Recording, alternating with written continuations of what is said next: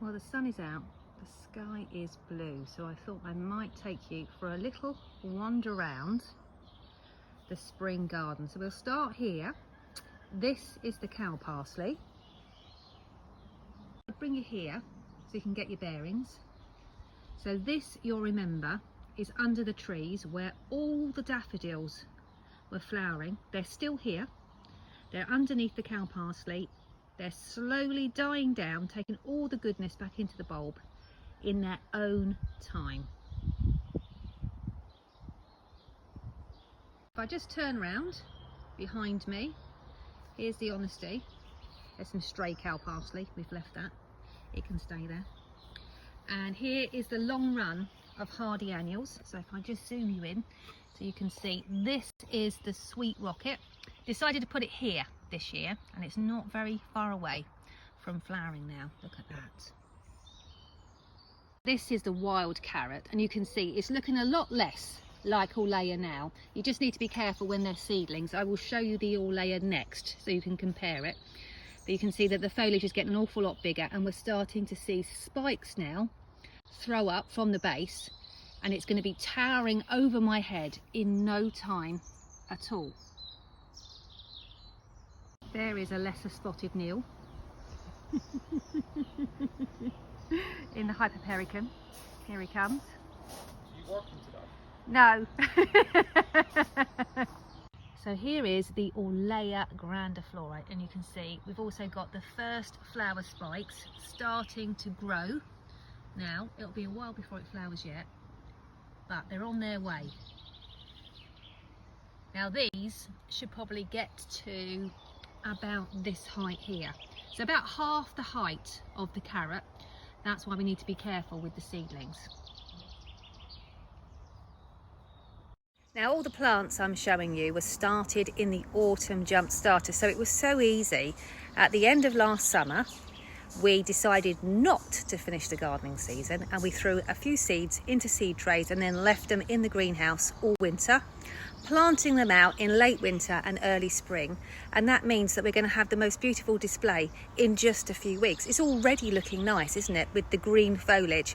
And it also means that now we don't have this burning hurry to sow everything else, because the plants that we're sowing now are going to take over from these later on in the season. So you literally sow once in the autumn, once in early spring, and then we have one changeover, and your garden is full up. It's a kaleidoscope of colour from spring until the first frosts. Now your eyes are not deceiving you. The sweet peas are indeed flowering. These are special varieties of sweet peas that we get in for the seed shop in the autumn jump starter. So many of you that joined in this autumn will have flowers as well. And it's just such a boon to get them so early. And here we've got our outdoor grown ranunculus. So these give us our queen flowers this early in the season, before things like the roses are ready. Absolutely stunning, aren't they? Loads of buds still to come as well. So next we've got the cornflowers. These are now waist height, and we should get blooms on these pretty soon. They're looking absolutely fantastic. And can you see they've got nice sturdy stems? We don't pinch our cornflowers because the stems are quite slender. So if you were to pinch them, you would divert the plant's energy, and that would make the stems slimmer. So with cornflowers, that isn't what you want. Now, when I'm working out what to sow when, I will also take into consideration the plant's hardiness and when they will naturally flower, because a lot of plants are triggered into flower formation by light levels. So when it gets to a certain point in the year, like it or not, the plant will start flowering no matter what size it's got to. So the trick is you can work out that cornflowers are hardy down to -15, and they will start flowering in late spring and early summer, whether you like it or not. So you can use those two factors, work out that you can sow them in the autumn to get the maximum height out of them before the light triggers them into flowering, and that's simply how you get the best results. Now all the plants are different, but don't worry, I have done all the hard work for you. There'll be a new autumn jump starter coming this autumn, and I will literally lead you by the hand one by one, tell you which seed to sow when. So this is the Ammi Majus, and you can see that we've got big, strong, sturdy stems, and the plumes are now starting to shoot skyward.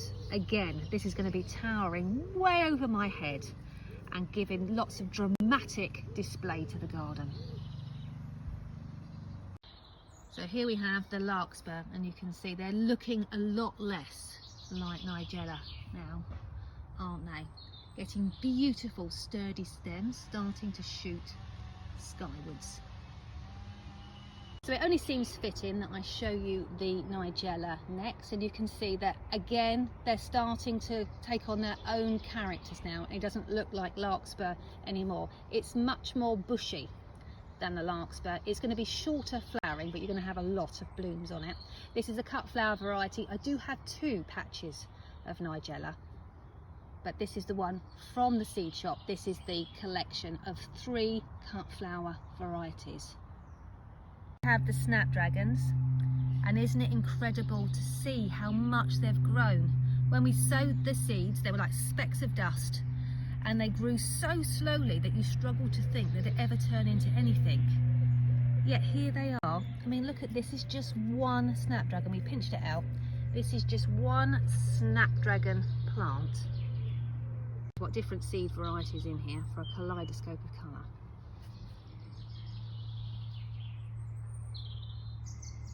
But each of those tiny weeny seeds and little seedlings that took so long are now starting to grow into statuesque plants, and the display is only going to get better.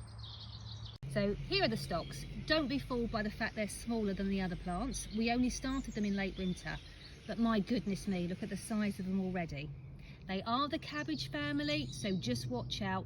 Everything likes to eat them. So if you're going to keep a close eye on anything, let it be the stocks.